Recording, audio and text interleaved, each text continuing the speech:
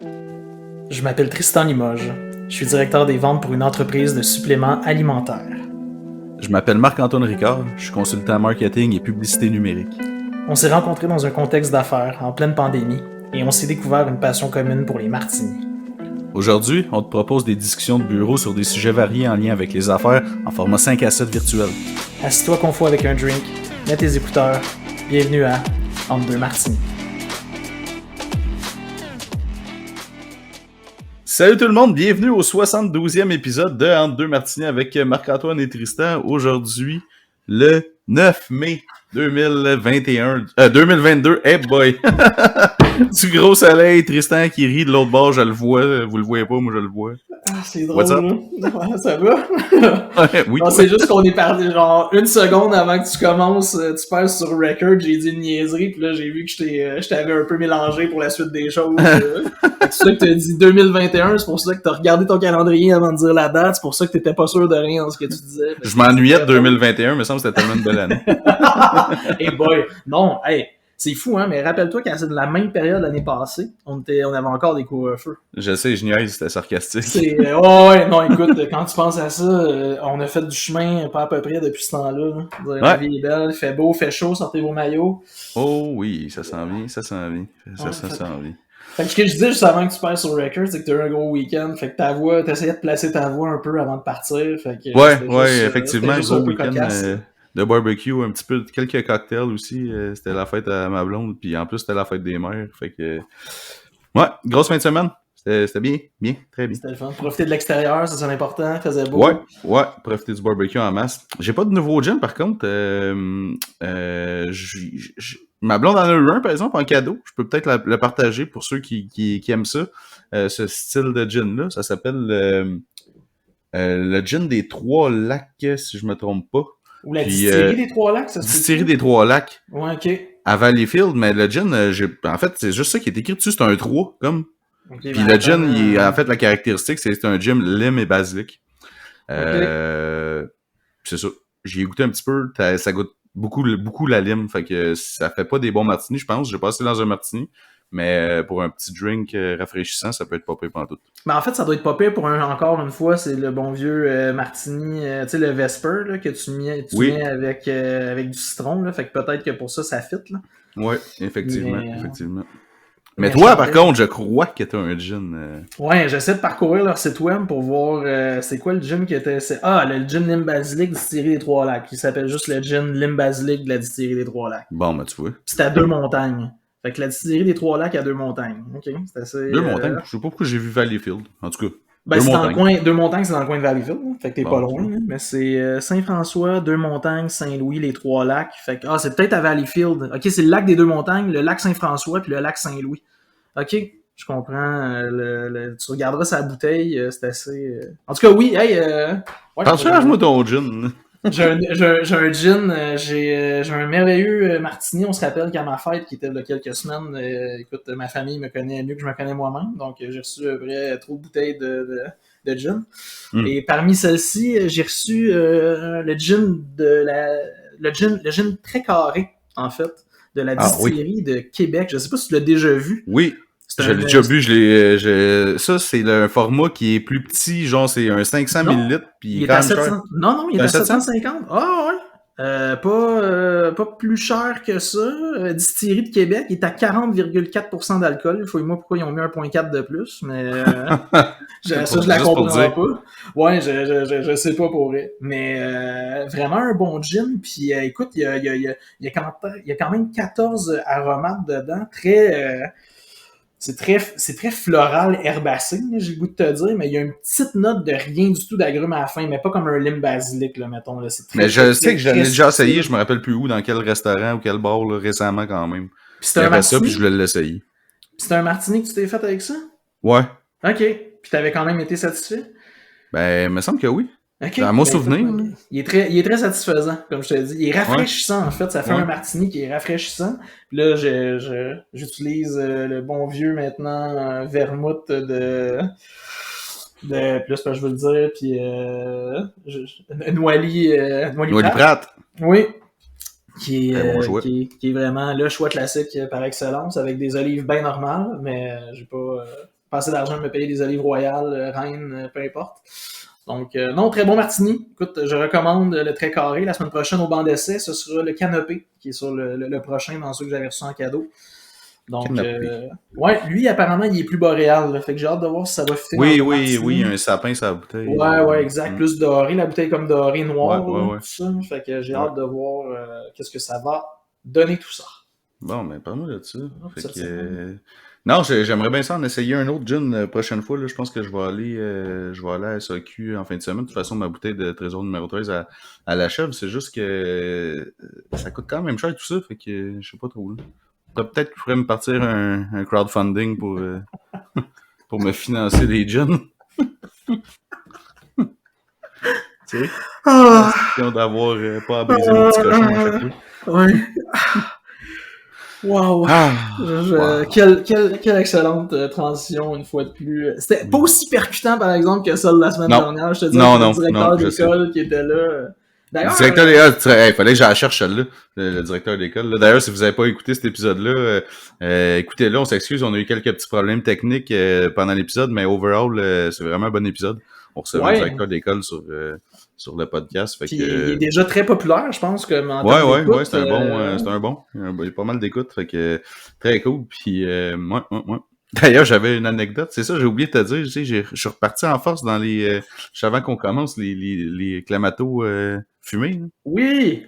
Ah, mon Dieu. L'as-tu fait en fin de semaine? T'as-tu reçu ton monde en fin de semaine avec ça? Tu l'as non, en fait, c'est que j'en ai pas refait, il m'en restait un petit peu, mais pas assez pour recevoir, tu sais, pour en faire pour tout le monde, là, fait que je voulais pas comme le sortir, puis mais j'ai goûté, je te dis maintenant, c'est dur de boire une bière sans ça.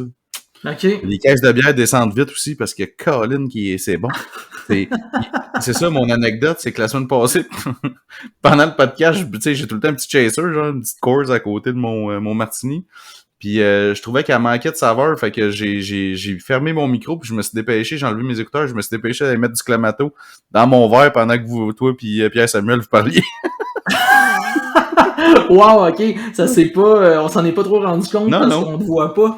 Parce que c'est ça, quand on est juste les deux, on se regarde puis on se voit dans la caméra. Mais quand on est trois, pour pas avoir de problème technique, puis écoute, ça n'a pas marché la semaine passée. Non. Mais on met les caméras à off justement. Là. Ok, fait qu'on t'a pas vu. C'est sûr que des fois ton petit micro tombe en mute puis tu disparaissais. Hein? Ouais, des fois. Là, je comprends. Effectivement. Ok, c'est cool. Ok, ça c'était ma parenthèse. Non, aujourd'hui, on savait pas trop nécessairement de quoi on voulait parler. Fait que je peux-tu dire l'anecdote de pourquoi on décide de parler de ça? Ouais, vas-y. Parce que, en fait, ce que tu nous partageais aujourd'hui sur une conversation Messenger avec d'autres personnes, c'est que t'as fait un petit dégât sur ton clavier et sur ta camisole. Ah oui, c'est vrai. Puis on se disait que ta camisole qui est rendue légendaire, si jamais c'était une perte totale, on allait te financer une nouvelle camisole avec du socio-financement. Et c'est là que l'idée est partie. En fait, c'est là que l'idée a germé de parler de ça aujourd'hui, du socio-financement. Ouais, exact. Et puis, en fait, on en entend beaucoup parler, tu sais, toutes les plateformes de GoFundMe, Kickstarter, name it, il y en a plein qui existent. J'ai pas tant d'expérience avec ça, ben franchement, mais toi, je pense que tu connais un peu plus ça, là, fait que je vais en fait, j'ai pas d'expérience, mais tu sais, t'as-tu déjà deux questions. T'as-tu déjà participé à un socio-financement, peu importe sa forme, parce que tu sais, l'important, je pense aussi de dire dans tout ça, c'est qu'il y a différentes façons de faire du socio-financement. Là, on a souvent dans la tête que c'est du socio-financement pour des idées d'affaires, des idées de business, comme des GoFundMe, des Kickstarter. Kickstarter, je pense que c'est une des plateformes les plus populaires pour ce qui est des idées d'affaires. Une espèce d'incubateur. Ça, je la connais, ouais. Ouais. GoFundMe, par exemple, c'est du financement qui se fait sous plusieurs formes. Là. Moi, récemment, j'ai participé à du financement, mettons, pour aider des personnes qui étaient malades, de près ou de loin, des gens qui avaient besoin d'aide pour financer des traitements à l'extérieur. Des gens qui avaient mal à la tête, c'est ça que tu as dit? Non, des gens qui avaient des problèmes de santé. Ah, ok. Ouais, moi aussi, j'ai déjà fait ça. C'est ça. Fait que, tu sais, ça, il y a ça aussi, le volet socio-financement est quand même intéressant à ce niveau-là, dans le monde où on vit aujourd'hui. Parce que des fois, certaines personnes tombent malades, ils n'ont pas ils n'ont pas les moyens de se payer un traitement qui se donne seulement à l'extérieur du pays. C'est fou de dire ça, mais ça arrive encore aujourd'hui. Il y a des traitements qui ne sont pas offerts au Canada pour une multitude de raisons. Ouais, ces gens-là aux doivent... États-Unis. Exactement. Celui que j'avais participé un moment donné, c'était ça. C'était comme une famille qui était pas, tant aisée non plus. Puis je pense que c'était leur enfant qui avait quelque chose, maladie rare ou je sais pas trop, là, qui était pas couverte par la RAMQ, le traitement ou quelque chose de même. Là. Puis fallait qu'il aille à l'autre bout, puis c'était vraiment cher. Fait qu'il avait fait une plateforme dessus. Puis j'avais lu comme toute l'histoire, là, puis je trouvais ça, ça m'a parlé, fait que j'ai fait un don. Ouais, puis tu sais, la beauté avec tout ça, puis oui, tu sais, souvent les gens, mettons, pour aller juste le volet de traitement, là, c'est souvent ça va se passer aux États-Unis, ou même des fois, c'est des traitements qui vont juste se donner en Europe, comme en Suisse ou en Allemagne, tu sais, fait que c'est des coûts qui sont... Premièrement, c'est en euros, fait que quand tu vas payer ton voyage là-bas, l'hébergement, toutes les choses, les traitements, ça se fait en euros, fait que c'est excessivement cher. Aux États-Unis, en US, parce qu'en ce moment, je veux dire, le taux de change est désastreux. Fait que, tu sais, c'est des belles façons d'aider. Puis la beauté du socio-financement, pour vrai, c'est que t'es pas obligé nécessairement de faire une cotisation extraordinaire pour avoir un impact, vu qu'il y a beaucoup de personnes qui participent en même temps, mais c'est plus le pouvoir du nombre qui prime dans ces circonstances-là. Ben là, tu parles, toi, pour aider des gens, là, mettons, dans le besoin, là, qui mettent un... Ben, je sais que pour des compagnies style Kickstarter, en général, dépendamment de l'investissement que tu fais, t'as comme quelque chose qui vient avec, là, soit que tu as des parts, soit que t'es le premier à pouvoir bénéficier du produit mais qui sorte, ou des choses comme ça, là. Tu sais, comme j'en ai vu une couple de projets là-dessus. Je sais pas, en fait, c'est quoi le pourcentage. Je sais que t'as des stats, là, probablement. Fait que tu peux sûrement nous dire ça, mais... Ben, c'est quand même assez fascinant, tu sais. Oui, parce que oui, exactement, il y a des projets sur Kickstarter. Puis moi, j'ai déjà participé. Puis l'affaire, par exemple, qu'il faut dire, quand même, d'entrée de jeu, c'est que des fois, tu vas investir dans un projet ou tu vas participer à un projet sur Kickstarter, puis ça se peut que ce soit un flop, là. Ça se peut que ça fonctionne pas. Ouais, parce que c'est pas une compagnie, c'est pas un produit qui existe encore nécessairement. Exactement, c'est souvent des prototypes. Puis je vais partager une expérience, une anecdote après. Mais tu sais, moi j'ai déjà participé à un projet où, écoute, je me suis fait voler, moi, quand j'étais en appartement, à un moment donné. Puis c'était en 2015. Puis écoute, j'étais avec mon ex-blonde dans ce temps-là. On était en appartement, on s'était fait voler. Tu sais, pour ceux à qui ça arrive de se faire voler, je sais pas si ça t'est déjà arrivé, mais tu sais, c'est un peu bouleversant. C'est genre une intrusion dans ton intimité, puis tu sens que tu t'es fait... Ouais, j'imagine. Non, je vais toucher du bois, ça m'est pas arrivé, mais bon, je peux imaginer. Chose, je te le souhaite pas. Mais non. Quand ça arrive, tu sens qu'il y a vraiment une intrusion dans ta vie privée, puis tu sais, c'est pas agréable du tout. Fait que là, tu sais, tu te mets à penser plein d'affaires, tu dors pas pendant une couple de nuits. Ils vont te revenir, etc. Ouais, exactement, tu sais, puis comment ils ont fait. Puis moi, surtout que c'était très nébuleux, en tout cas, quand ça s'était passé, là. Puis tout ça pour dire que, tu sais, je m'étais mis à chercher, puis grosso modo, je suis arrivé sur de quoi une plateforme de socio-financement Kickstarter pour une espèce de caméra cachée à l'entrée que tu mets à l'entrée de la maison, mais qui connecte directement sur ton cellulaire en 2015. Puis parce que là, maintenant, c'est pas mal courant. C'est pas mal courant, mais tu sais, la façon dont c'était fait, la caméra, c'est que ça s'appelait un hulot. C'était un genre de hibou que tu mettais à la porte. Ça avait l'air juste d'un petit bibelot que tu mets proche de la porte. Mais dans le fond, ces deux yeux, c'était des caméras qui s'activaient puis qui prenaient des photos en temps réel puis qui t'envoyaient ça direct dans ton téléphone quand il y a du mouvement devant ta porte. OK. Fait que j'avais investi là-dedans, c'est une bonne idée, puis tu sais, ça a l'air de rien, personne va soupçonner que c'est une caméra photo ou une caméra vidéo aussi, parce que ça faisait les deux. Fait que j'avais investi une petite somme là-dedans, puis tu sais, justement, là, en investissant le montant que j'investissais là-dedans, ben, j'étais dans les premiers à recevoir un hulot, puis je l'avais à moitié prix. Parce que c'était quand même assez dispendieux avec la plateforme, tout ça.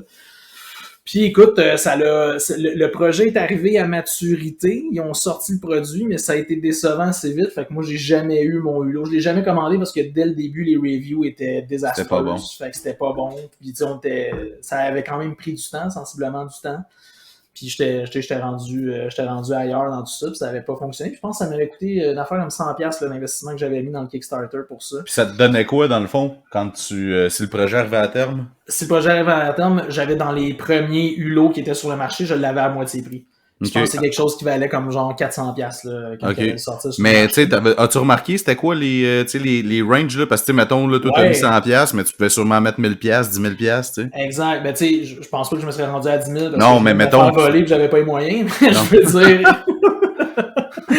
Mais, tu sais, il y avait des niveaux plus hauts des paliers, puis il y avait le palier plus haut, c'était, dès qu'il en sortait un, tu l'as gratuitement, en ayant un investissement plus important. Puis après ça, en investissant aussi de façon plus importante, ton nom était mentionné, tu sais, dans les espèces de gens qui ont financé un espèce de crédit au projet, en plus d'avoir un lot gratuitement. Puis même, ça pouvait, il y avait un palier, je me rappelle, que tu pouvais avoir, si la compagnie atteignait certains chiffres, tu peux avoir une espèce de part, des parts, des actions privilégiées, en fait. Mais c'est ça. Ça peut être intéressant. Vraiment, mais sauf que comment long shots, pas à peu près, là, comment tu fais pour scaler ça puis prévoir ça, c'est des long shots, là, on s'entend. Ouais, effectivement, puis l'affaire, c'est que c'est ça, je trouve que c'est un peu un gamble, parce que comment tu commercialises ça, tu sais, comme tel, ton idée, à part être sur Kickstarter, tu sais, puis d'avoir ton texte qui présente le projet, on s'entend que des scams, aujourd'hui, il y en a 1 million, tu sais, puis que tu peux avoir des produits qui sont faits en Chine, ou, tu sais, dans des places où est-ce que c'est pas des bons produits nécessairement, puis que, tu sais, t'essaies de... Je sais pas, en fait, si... Je sais pas si tu as une stat là-dessus sur le nombre de fraudes reliées à ces genres de financements-là. Tu sais, il y en a-tu qui mettent un peu n'importe quoi puis que finalement ils flouent le monde avec ça. Un peu au même titre que ceux qui font des. Tu sais, il y en a-tu qui font qui se créent des fausses maladies, mettons, tu sais. C'est sûr qu'il y en a. Il y a tout le temps des gens qui veulent en profiter partout. La seule chose que je peux dire, c'est que souvent, ce qu'ils disent dans les statistiques, c'est plus les campagnes de Kickstarter ou les campagnes de socio-financement sont modestes et réalistes, plus c'est des réussites. Fait que souvent, si tu vas voir des campagnes qui sont démesurément, tu sais, quelqu'un a un projet, puis là, il demande genre 2 millions pour réaliser son projet, c'est souvent des campagnes qui vont pas réussir, c'est souvent des projets qui vont tomber à l'eau. Par contre, la statistique qui ressort le plus, c'est que les campagnes qui vont tourner entre 15 000 puis 20 000 $ de financement pour démarrer un projet sont celles qui vont mieux réussir, puis qui vont le plus être menées à terme pour finalement sortir le service, sortir le produit. Puis arriver. Mais il doit y avoir des investisseurs là-dessus comme tel, tu sais, qui passent leur journée à checker. C'est un peu comme n'importe quel autre site de. Mettons, je dis n'importe quoi, mais mettons que t'es un investisseur immobilier, ben ta journée t'as passé sur Centris puis sur des ben peut-être pas sur Centris parce que quand c'est une fois que c'est plus un deal là, mais tu vas sur des plateformes mettons comme ça, mettons. Fait que j'imagine que effectivement il y en a qui doivent investir, mais ça je pense en tout cas pour moi, je pense pas que ça serait ma première place d'investissement. C'est trop incertain, puis tu sais pas c'est quoi le turnaround time, là, tu sais, ça va, quand est-ce que le produit va sortir, puis ça va-tu marcher, parce que on s'entend sortir un produit, c'est bien cool, mais c'est parce qu'après ça, faut que tu le commercialises, tu sais, ça prend du cash de pub, là, pour le mettre de l'avant quelque part, là, une fois que le produit est lancé, c'est le fun, mais faut que le monde l'achète. Mais surtout, tu sais, il y a une affaire qui est quand même assez intéressante à regarder quand tu checkes les statistiques. Premièrement, tu sais, on va se le dire, puis on va être honnête, puis probablement que tu t'en doutes, c'est pas au Canada que les sociofinancements sont le plus forts, c'est aux États-Unis. Non. La statistique que j'ai date de 2016, puis est quand même assez éloquente. En 2016, il y a 133 millions de dollars qui ont été amassés par sociofinancement au Canada sur des plateformes comme Kickstarter, contrairement à 36 milliards aux États-Unis. C'est combien de premiers chiffres, t'as dit? 133 millions au Canada. Ah, millions? Oui, okay. Mais aux États-Unis, c'est 36 milliards. Oh, ok, ouais. Imagine-tu comment c'est. Puis je veux dire, on est 10 fois moins de personnes qu'aux États-Unis. C'est genre 30 fois plus. Mais ils ont 30 fois plus d'investissement ces plateformes. Fait que le concept de sociofinancement est beaucoup plus ancré aux États-Unis qu'il l'est au Canada. Ce qui est intéressant de regarder quand tu regardes le Canada, c'est les secteurs dans lesquels les investissements, puis en fait les secteurs les plus populaires pour l'investissement sur Kickstarter. Ouais, je suis curieux là-dessus. D'après toi, si tu avais à penser, ce serait quoi les secteurs les plus avec le plus de réussite? Puis je te le dis là, en tout cas. Moi, je pense que, en fait, ok, réussite, c'est une chose. Ceux qui en ont le plus, que de la demande, j'imagine que c'est des technologies, là. Okay. Tu sais, des patentes électroniques puis des choses comme ça. J'ai déjà vu des jeux vidéo, des affaires de même. Ouais. Ceux qui ont le plus de réussite maintenant, ça, par exemple, je connais, tu sais, je sais pas toutes les catégories. Honnêtement, j'ai jamais pensé, moi, dire, hey, je vais faire quelque chose, j'ai une idée, puis je vais essayer de. Fait que je sais pas. Check ça. Puis c'est fascinant là, pour King. Mais au Canada, on va se concentrer sur le Canada seulement. Okay? T'as raison avec les technos, mais techno, c'est même pas le numéro 1. C'est assez impressionnant. Le numéro 1, le secteur, le créneau numéro 1 pour le financement sur Kickstarter au Canada, c'est les arts. Les arts? Ouais, les arts. Puis je vais aller en sous-catégorie de ça. Dans les arts... de la musique, peut-être, quelqu'un qui se fait financer un album. Même pas ça, c'est dans les arts, c'est le 4e. Le premier, c'est les bandes dessinées. What? Le taux de réussite de financement dans les financements, dans les catégories sur Kickstarter au Canada à travers les arts, le numéro 1, c'est les bandes dessinées. Le numéro 2, c'est danse et théâtre. Le numéro 3, c'est design. Le numéro 4, c'est musique. Puis là, après ça, on rentre là, dans un peu dans tout ce qui est techno à partir du numéro 6, 7, puis 8. Là. On change de créneau puis de catégorie. Mais des bandes dessinées, ça, ouais, mais là, je vais revenir à ce que... Tu te rappelles-tu ce que je te disais tantôt? Je te disais, il disait que ce qui était où est-ce qu'il y avait le plus de réussite dans les financements, dans les financements, c'est quand que les objectifs sont les plus réalistes et les plus bas.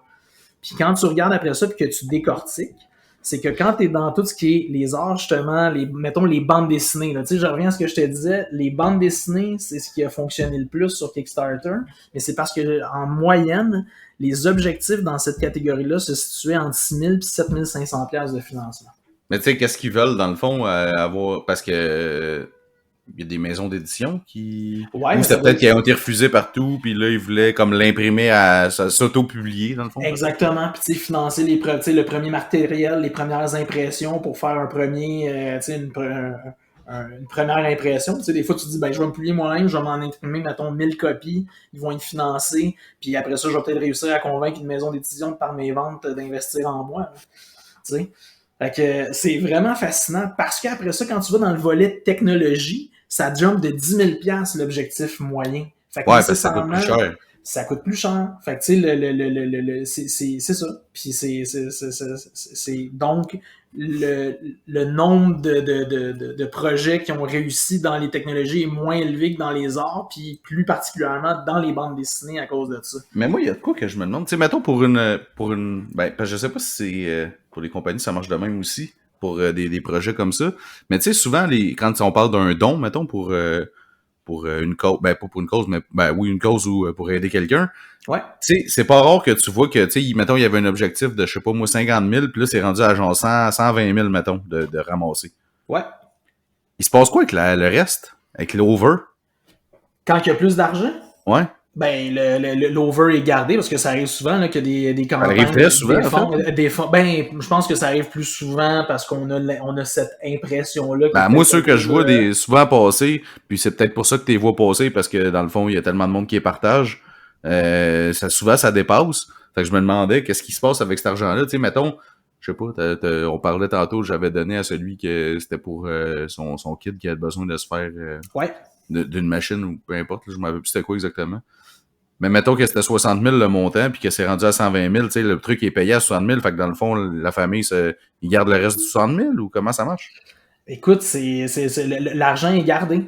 Quand ils défoncent les objectifs, c'est gardé. Puis la même chose quand c'est un projet d'affaires, l'argent est gardé. C'est une espèce de tant mieux. C'est comme s'il y avait eu des appels à des IPO, là, des public offering, quand il y a des actions qui rentrent en bourse, tout ça. Mais, plus il y a de l'argent, mieux c'est. Il y a personne qui va se plaindre que les actions aient été vendues à des prix plus élevés. Non, mais c'est pour ça que je me demande, tu sais, c'est quoi le processus, mettons, pour faire approuver un projet ou une demande de don, parce que c'est sûr qu'il y en a qui doivent essayer de faire pitié, mettons, puis de ramasser du cash sur le capital de sympathie. Ouais, c'est sûr, mais tu sais, d'après moi, c'est pas long qu'il doit ça se découvre qu'il y a anguille sous roche, puis là, des gens vont se rendre compte vite que c'est un... parce que ça, comme tel, c'est une forme de fraude, là, dans le fond. C'est une forme de fraude, là, tu sais, puis je pense que en fait, sans me tromper, je suis pas mal certain que Kickstarter, puis GoFundMe, puis toutes ces plateformes-là ont des mécanismes à l'interne quand il arrive ce genre d'histoire-là. Là. Si on y a pensé, c'est qu'il y a du monde qui l'ont déjà fait. On devrait essayer pour en faire un. Non, j'ai pas partir en deux matinées, là, tu sais, comme finalement, sinon on a besoin de. On veut vendre des olives en ligne, d'ailleurs. On veut être international, puis on veut vendre des produits dérivés. Hein. On n'a pas encore, c'est pas encore là, mais on fait une petite parenthèse là. Si on travaille là-dessus. On travaille là-dessus. On aimerait bien ça éventuellement. Premièrement, on va se faire un site web bientôt. Puis sur ce site web-là, il va peut-être avoir un volet transactionnel. On aimerait ça avoir du matériel à Martini. Genre du jus d'olive, des olives, des verres, tu sais, peu importe. Si jamais il y en a qui font ça puis qui nous écoutent, écrivez-nous entre2martinis@gmail.com. On serait intéressé à vous parler parce que c'est quelque chose qu'on voulait faire. Ce serait cool, hein? Imagine si tu fais un martini avec des olives entre 2 martinis. Dans un verre entre 2 martinis. Dans un verre entre 2 martinis. Avec du jus d'olive entre 2 martinis. Débile. Puis on parlait du Dirty Sous, mais nous, il va être meilleur. Ouais. Ben là, tu mets les attentes très élevées, mais on travaille fort. C'est ça. Fait que c'est un projet. Fait qu'on pourrait faire un GoFundMe pour ça, d'ailleurs. Oui, absolument. Un Kickstarter, un GoFundMe, mais en espérant justement que... Mais c'est quand même intéressant de voir, par exemple, parce que tu sais, si, mettons, on a un cercle autour de nous qui est quand même assez actif et qui veut nous aider, quand tu regardes les investissements moyens sur Kickstarter par personne, écoute, c'est sûr que quand tu es dans les arts et la techno, c'est 131 piastres en moyenne que les gens vont donner. Mais écoute, si nous autres, on se concentre sur nous, dans le projet, mettons, qui touche pas mal à la nourriture, tu sais, avec ce qu'on vient de parler, là, au niveau des olives, puis le jus d'olive, tout ça, l'investissement moyen au Canada par personne est à peu près de 101 piastres. 101 piastres? Oui, pour tout ce qui est le volet de nourriture. Hein. Hey, on pourrait donner des abonnements à du jus d'olive à ceux qui nous financent. Oui, exact. Un plein de jus d'olive à chaque mois, gratuitement pendant 1 an, hein, à ceux qui veulent nous aider. Mais peut-être pas pendant 1 an, mettons pendant 3 mois. Là. Donc, après ça, tu peux le... Peut-être pendant 1 semaine. Tu vas avoir le premier pot gratuit, finalement. Ouais, c'est ça, le premier pot. C'est correct. C'est déjà ça.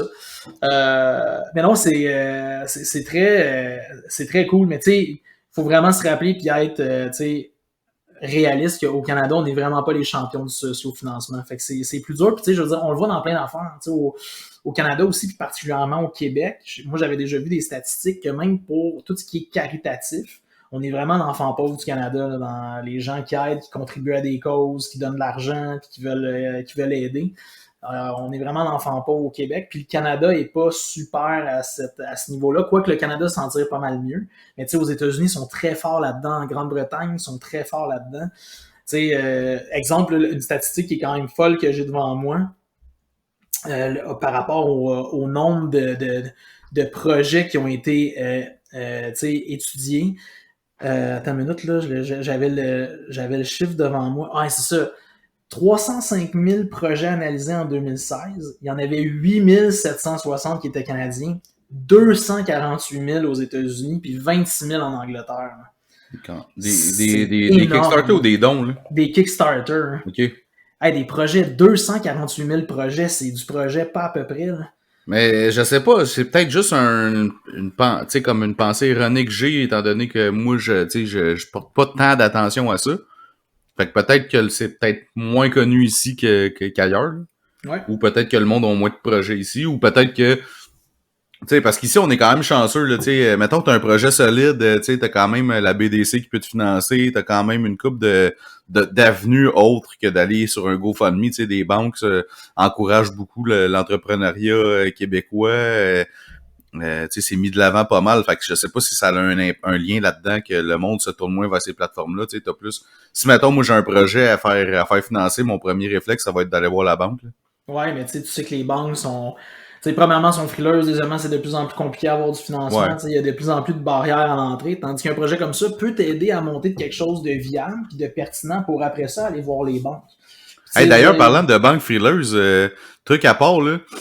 Tu sais, dans le temps de la COVID, pour les entreprises, ceux qui ont des entreprises puis qui sont incorporés, qui nous écoutent, là, je sais pas si vous avez fait la demande de prêt. Le gouvernement du Canada faisait un prêt de 40 000, là, je sais pas si tu te souviens. Ouais, qui se transformait en subvention pour un certain montant, là. Il se transformait en subvention. Dans le fond, c'était si tu remboursais 30 000 avant l'échéance, qui était le 31 décembre 2022, donc 31 décembre de cette année, tu gardais un 10 000 dans le fond, qui était pas à rembourser. Fait que tu avais, sur le prêt de 40 000, tu remboursais juste 30 000. Ouais.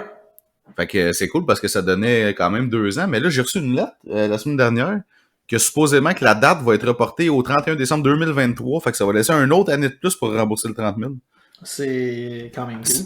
C'est quand même cool parce que moi, j'avais commencé à mettre l'argent de côté, tu sais, pour arriver à la fin de l'année en décembre puis d'avoir le 30 000. Tu sais, je l'avais un moment donné, mais après ça, j'ai fait d'autres investissements. Fait que finalement, je me suis dit, tu sais, j'aime mieux l'investir, cet argent-là, quoi qu'aujourd'hui, avec si tu check là-bas, c'est peut-être pas un bon move pour l'instant. Non, mais là, c'est le temps. Non, ça va revenir. Au contraire, là, c'est le temps d'investir en bourse. C'est pas encore le temps, puis ça va baisser encore, supposément. Mais ça va être le temps bientôt. Fait que c'est mieux en fait, si t'as de l'argent à mettre de côté, t'es mieux de le garder dans un compte en ce moment ou de le mettre dans le marché monétaire ou peu importe. Là.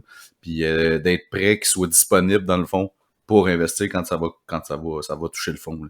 Ouais. Mais bref, 1 an de plus, ça fait que tout l'argent que j'ai accumulé maintenant, j'ai le choix de soit mettre moins par mois pour le rembourser, être sûr d'avoir le 30 000 rendu comme dans 1 an de plus, ce qui fait que j'ai plus d'argent à investir là-dessus. Fait que bref, on parlait de mesures qui aident les entreprises. Ça, c'est une étude qui était quand même assez intéressante.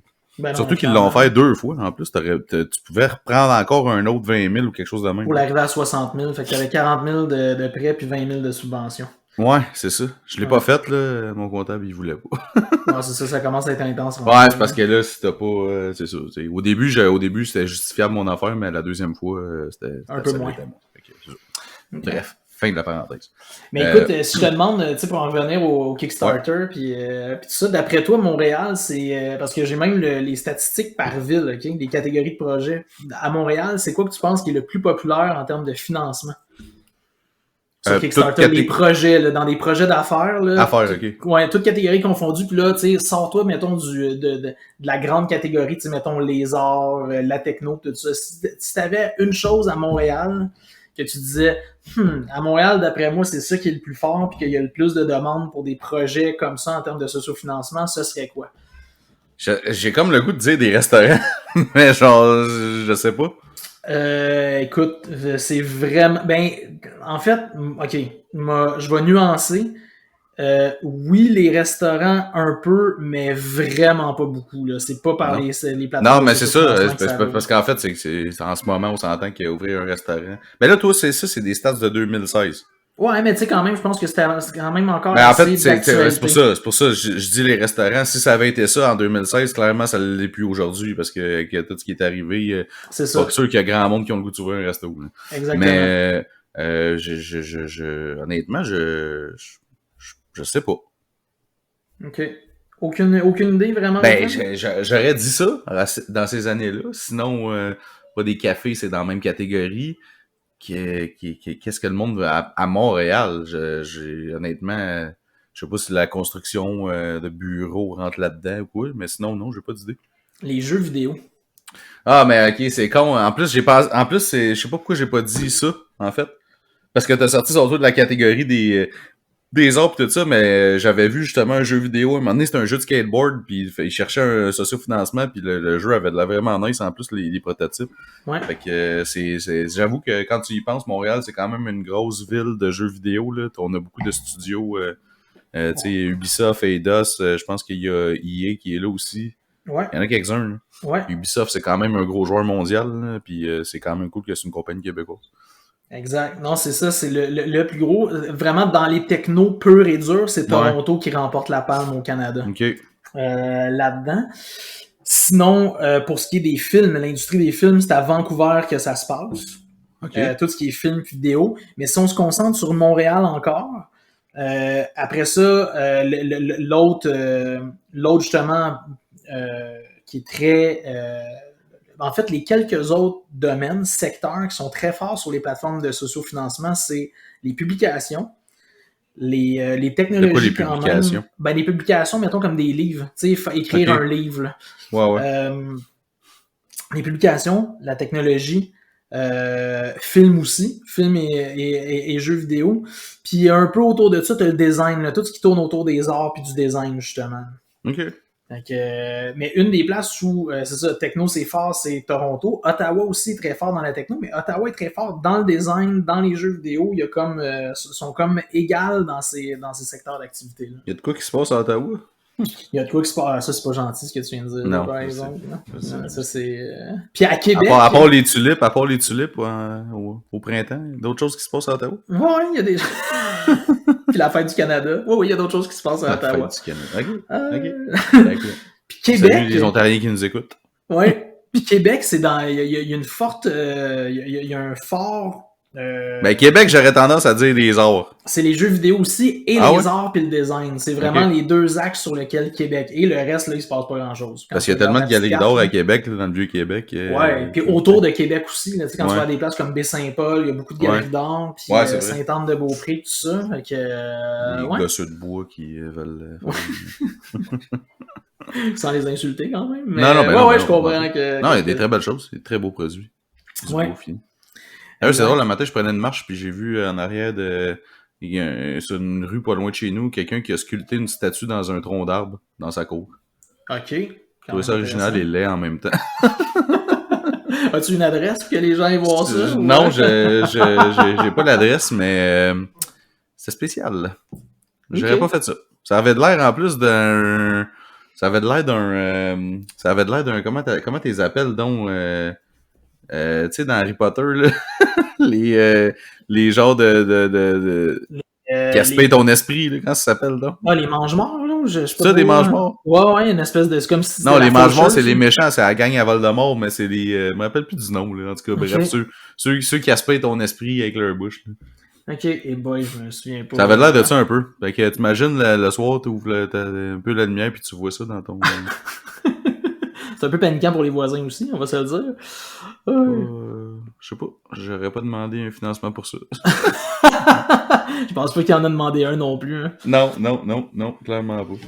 Mais tu sais, toi, ce serait-tu quelque chose que tu utiliserais, le socio-financement? Pour partir de quoi? Pour... Ben, c'est drôle qu'on en parle. Honnêtement, j'ai jamais pensé. Puis là, ben, qu'on en parle, peut-être, tu sais.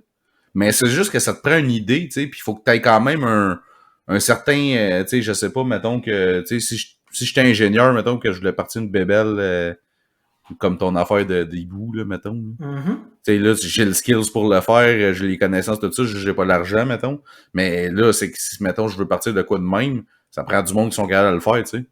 Fait que je sais pas exactement c'est quoi, tu sais, ça prend, faut que tu sois tout seul, faut que tu sois... Mais ça dépend, parce que, tu sais, aujourd'hui, il y a la possibilité de faire, pis c'est ça, je pense qu'on a un peu cette conception-là. Les détraqueurs. Erronée, les détraqueurs, d'accord. Désolé.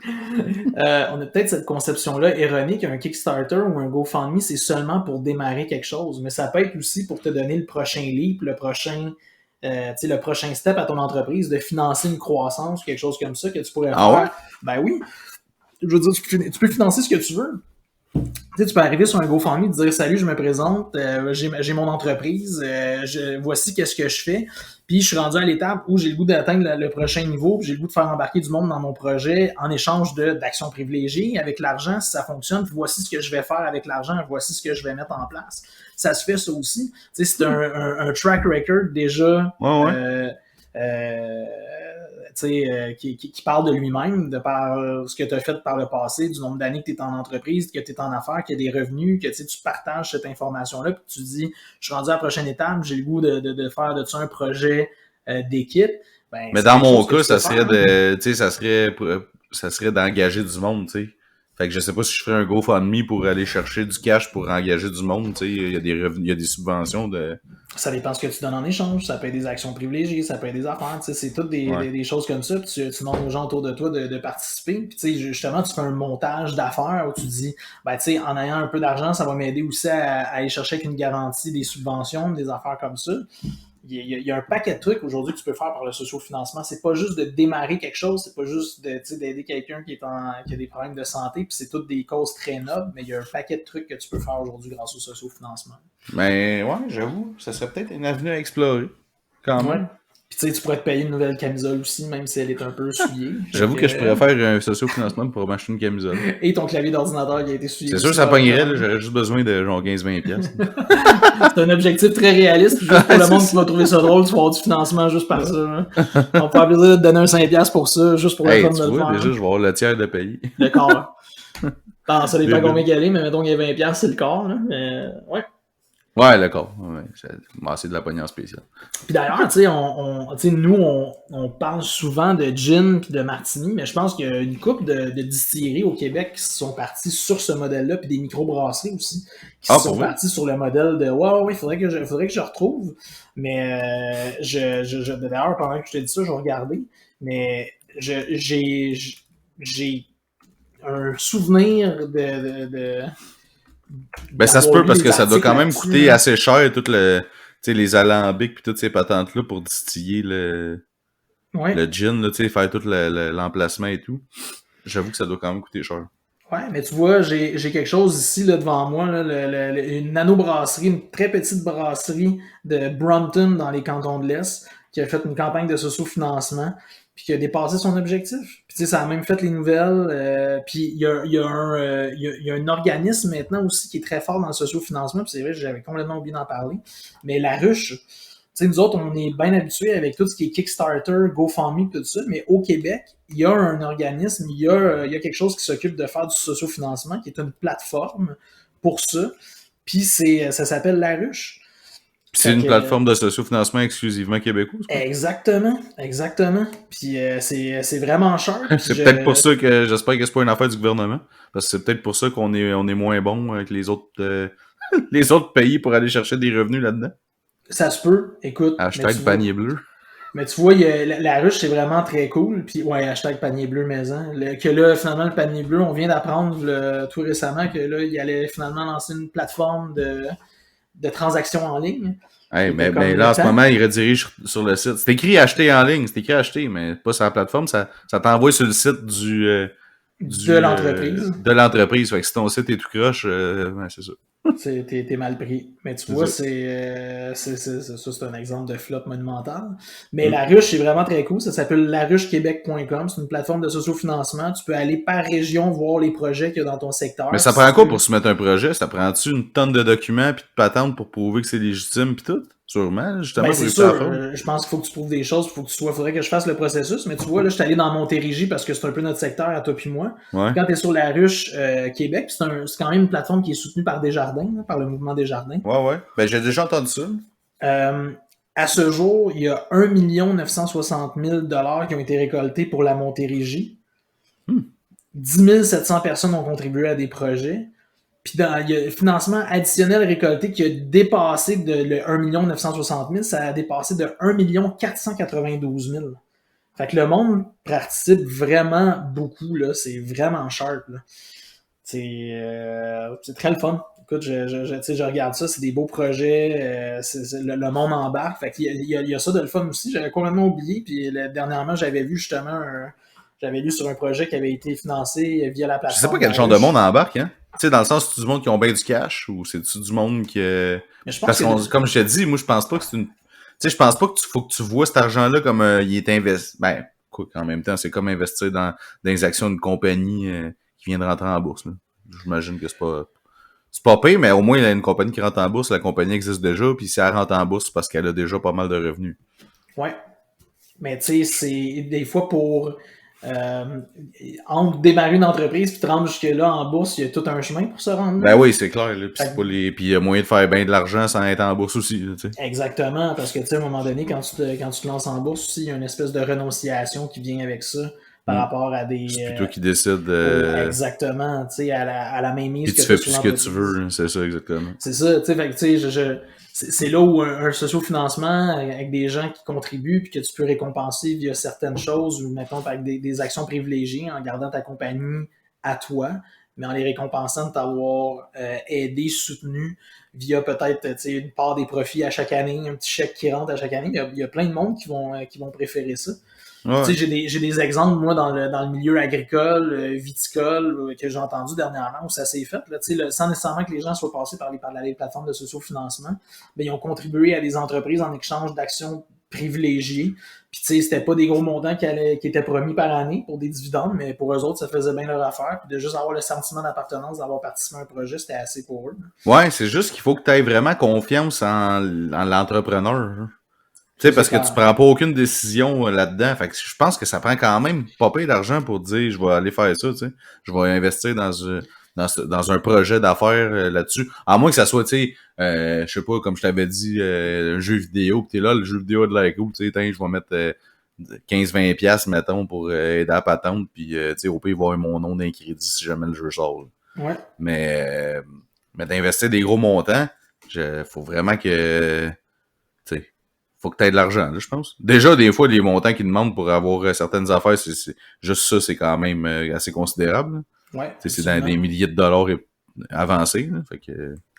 Ben oui, puis c'est ça, c'est pas rien, mais ça prend des gens aussi, tu sais, il y a le mot mécène aussi là-dedans, là, des gens qui sont aussi, ils s'arrêtent pas à ça, puis pour eux, aussi l'important, c'est de contribuer, peu importe ce qui va arriver. Ouais, c'est ça. Ils ont de l'argent, ils veulent aider, ils veulent exact, ils ont de l'argent, c'est ça mon point. Oui, c'est comme les anges du Québec, là, les anges investisseurs. Là. Absolument. Du monde qui ont de l'argent, qui, dans le fond, qui aident des entrepreneurs, un peu comme les dragons, mais moins showbiz, là, moins TV, là, mais qui aident le monde avec leur projet d'entreprise. Ouais, et puis je pense, tu sais, il y a ça aussi, je pense que c'est intéressant d'avoir des espèces de, justement, des projets un peu à la dragon, mais plus à l'échelle humaine, là, tu sais, t'es pas obligé de te retrouver à la TV puis que ton projet soit pertinent, qu'il ait du sens, puis que tu aies le goût, mettons, toi, en tant que personne, de contribuer à ça. Là. Il y a tout ça aussi qui rentre. Mais ça me semble qu'à Mané, il en parlait en plus de l'émission justement Les Dragons, du nombre de projets qui finalement arrivaient à terme, là, puis tu sais, entre le moment où est-ce qu'ils disent qu'ils acceptent l'offre, mettons qu'ils font une offre puis qu'elle est acceptée, puis vraiment que ça se passe pour vrai, là, il y en a pas vraiment beaucoup. Là, c'est surtout ceux que tu vois qui font une offre puis que c'est accepté. J'ai pas le chiffre, je vais pas dire n'importe quoi, mais tu sais, c'est assez minime, là, ceux qui se rendent jusqu'après le due diligence puis que ça signe un deal vraiment de partenariat. Là. Ouais, exact. Tu sais, je me rappelle dernièrement, par exemple, ils ont fait un suivi là-dessus, justement, à l'émission Dans l'œil du dragon. Tu sais, il y avait une entreprise, le Buck L, qu'il y a quelqu'un qui avait investi dans les dragons, puis ça s'est conclu. Puis c'est devenu vraiment un grand projet. Ouais, la microbrasserie du Buck L, qui était spécialisée dans la micro sans alcool, puis que là, ils se sont mis à se diversifier. Puis c'est le propriétaire là, de Pure Vodka qui s'est lancé là-dedans. Ouais, exactement, là, via son entreprise de financement. Ouais, exactement, Duvernois, qui a été là-dedans. Il y en a là, qui se concluent, mais bien souvent, plus souvent qu'autrement, c'est oui. Là, c'est un espèce aussi de véhicule marketing, l'émission dans oui, c'est clair, là, ça te fait une bonne pub. Là. Cachette, là. Non, c'est clair, ça te fait une bonne pub. Souvent, il y en a qui décollent après leur apparition au Dragon aussi. Là. Ouais, clairement. C'est ce qui va arriver. Ah, on devrait essayer de trouver une idée pour faire de quoi là-dessus. Je sais comme pas quoi. J'ai pas le temps vraiment de penser à ça tant que ça, mais les olives, ça serait une bonne idée. Ah, écoute, les olives, il y a probablement d'autres choses aussi, comme tu dis, qu'on peut avoir comme idée qui peuvent être sharp. Là. Financez-nous nos gins, financez-nous notre podcast. Ouais, tu sais, on pourrait se faire un gin aussi. Un gin entre 2 martinis. Ça, c'est hot comme nom de gin quand tu y penses. C'est un gin dédié aux martinis, dans le fond. Là. Tu peux pas rien faire d'autre que ça que des martinis. Ben, j'avais essayé celui que je t'avais dit, le Be Dirty, puis j'étais très déçu. Il était supposé d'être destiné au Dirty Martini, puis je trouvais justement qu'il goûtait un peu trop le... C'était quoi? C'était comme soit le basilic ou la lime, justement. C'était quelque chose de pas le fun tant que ça. Tu sais, comme, mettons, j'aurais plus pensé que le Récif ou le Saint-Laurent était plus dédié à ça. Mais c'est tous les goûts étant dans la nature par ailleurs. Je pense que toi et moi, on est un peu pareil en ce sens qu'on aime tout ce qui est un peu plus salé. D'ailleurs, juste dans le fait qu'on aime le jus d'olive, je pourrais le boire à la bouteille. Il y a tout le monde qui aime les olives. Fait que déjà, c'est ça. Fait que c'est peut-être pour ça que nous autres, les gins un peu plus salins vont nous parler. Mais tous les goûts ils sont dans la nature. Fait que peut-être pour certaines personnes, le Be Dirty, c'est parfait là, pour faire ça. Là. Ouais, mais si t'aimes les martinis, à la base, les Dirty Martini, techniquement, c'est parce que t'aimes ça les affaires salées, puis c'est quand même salé. Absolument. Mais il y a des gens qui aiment les martinis bien secs avec rien dedans. Ah oui. Fait que tu sais, pour eux, ça va être l'arôme du gin ou l'arôme de la vodka. Mais la vodka, c'est rare que ça a de l'arôme. Il y a tout le monde qui aime ça, de la vodka avec du soda aussi. Oui, exact. Tu veux de quoi qui goûte plus à rien que ça? Là? Je veux dire, ça goûte le citron que tu mets dedans, on va se le dire. Là. C'est ça. Voilà. Hey, as-tu d'autres choses à dire sur le socio-financement? Non, mais je pense qu'on comme d'habitude, on pensait rien dire, puis finalement, on est parti pour quasiment 50 minutes là-dessus à parler de ça. Je trouve ça quand même intéressant. Mais en fait, je sais pas si ça existe encore, ça fait un bout de temps que je l'ai pas vu passer, puis j'ai pas vraiment fait plus de recherches, mais à un moment donné, Facebook, tu pouvais faire justement du financement là-dessus. Ça fait longtemps que j'ai pas vu passer ça, moi aussi. Si t'avais une charité là, ou un OBNL, là, tu peux récolter des fonds là-dessus, mais ça fait un bout de temps que je l'ai pas vu, puis au début, quand ça a lancé comme n'importe quoi, c'était pas au Canada, fait que... Ouais, mais moi, je me souviens même de personnes autour de moi là, qui ont fait des financements là-dessus, tu sais, mettons parce qu'ils participaient à des défis, style tête rasée, des courses, des choses comme ça, pour ramasser des fonds pour des bonnes causes. Ouais, c'est vrai. Vu de ça, là. Je m'en souviens. Ouais. Et je pense même avoir déjà participé, si je me trompe pas. Moi, j'ai pas, pour vrai, des sociofinancements, j'ai participé à une couple, là, plus pour aider des gens qui avaient besoin. Là, comme, écoute, anecdote aussi personnelle, une fille avec qui je suis allé à l'école au secondaire, que là, je sais qu'elle était très mal en point au point de vue de la santé, tout ça, puis les chances qu'elle s'en sorte sont minces. Fait que, là, il y a un sociofinancement qui a été démarré pour qu'elle puisse faire plein de belles choses jusqu'à la fin. Voyager, des choses comme ça, se permettre. C'est sûr que quand tu connais la personne, tu sais, avec un degré de... Tu sais, quelqu'un que la connaît ou tu la connais personnellement, c'est plus... mettons, ça vient plus te chercher un peu.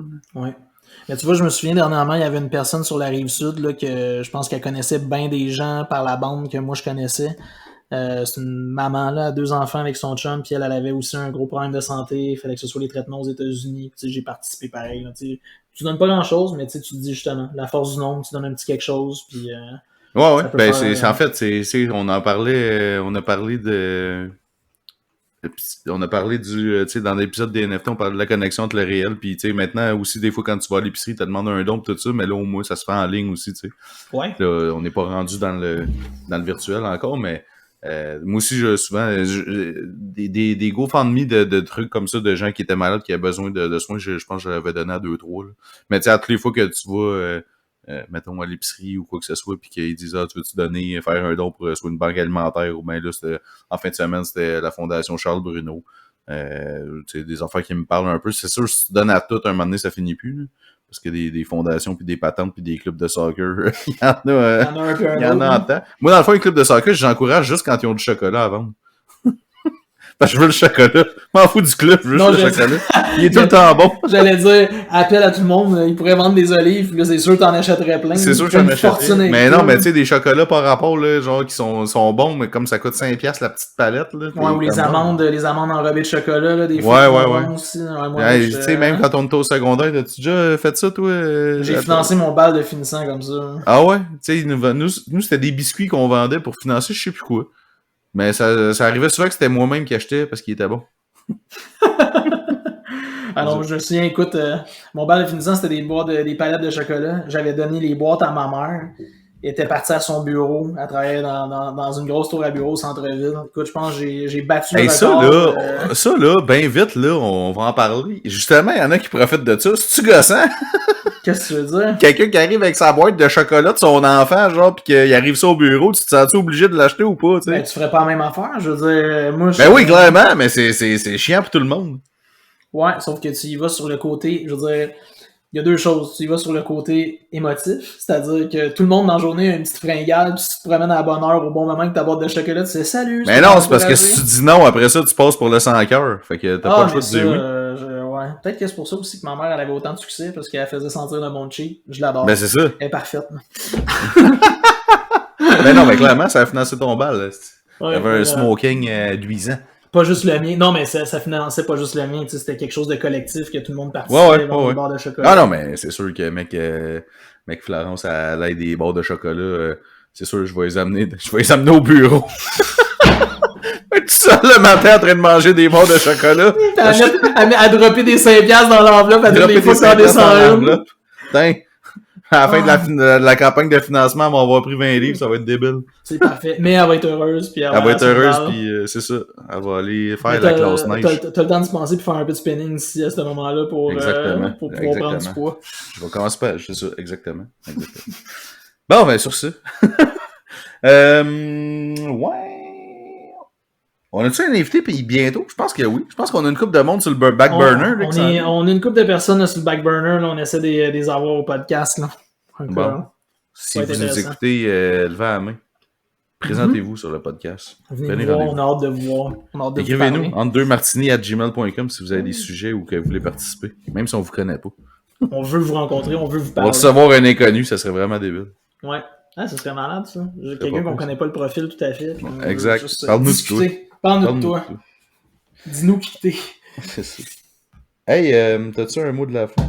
Ben, fais donc nos plateformes avant, puis... C'est vrai, nos plateformes, pour ceux qui sont rendus jusque-là, si vous voulez nous écouter. Ah, mais là, on a plus de monde depuis la semaine passée, hein, fait que... C'est vrai. On a vu l'augmentation sur Spotify, fait que, entre autres, on est sur Spotify. On est aussi sur YouTube, Apple Podcasts et SoundCloud. sur Twitter, entre deux martinis. Non, c'est pas vrai, c'est @2martini notre Twitter. Sur Facebook,